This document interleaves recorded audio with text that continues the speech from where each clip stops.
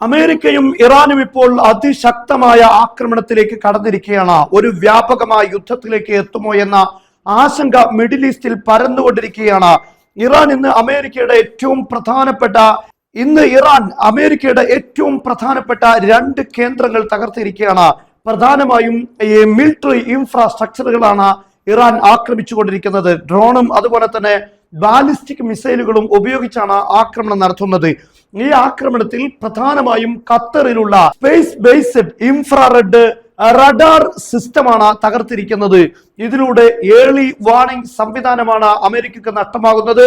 അതായത് സാറ്റലൈറ്റുകളുമായി ബന്ധിപ്പിച്ചുകൊണ്ട് തന്നെ ബാലിസ്റ്റിക് മിസൈലുകളെ വളരെ ദൂരെ നിന്ന് മനസ്സിലാക്കാൻ സാധിക്കുന്ന അതിനൂതന സംവിധാനമാണ് ഖത്തറിൽ ഇന്ന് ഡ്രോൺ ഉപയോഗിച്ച് ഇറാൻ തകർത്തിരിക്കുന്നത്. അതേപോലെ തന്നെ കുവൈറ്റിലുള്ള വളരെ പ്രധാനപ്പെട്ട പാട്രിയറ്റ് 1.8 എന്നറിയപ്പെടുന്ന ഏറ്റവും പ്രധാനപ്പെട്ട നൂതന സിസ്റ്റം തകർത്തിരിക്കുകയാണ്.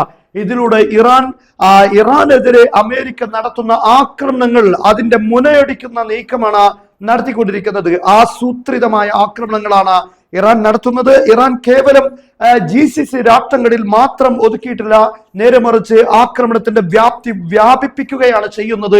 ജോർദാനിലേക്കും അതുപോലെ ഇറാഖിലേക്കും ഇങ്ങനെ തുടങ്ങി വ്യത്യസ്തമായ അമേരിക്കയുടെ മിഡിൽ ഈസ്റ്റിലെ താവളങ്ങൾക്ക് നേരെ ആക്രമണം നടത്തിക്കൊണ്ടിരിക്കുകയാണ് ഇപ്പോഴും ഇറാൻ. എന്തായിരുന്നാലും വലിയൊരു സംഘർഷത്തിലേക്കാണ് ഇത് എത്തിച്ചുകൊണ്ടിരിക്കുന്നത്.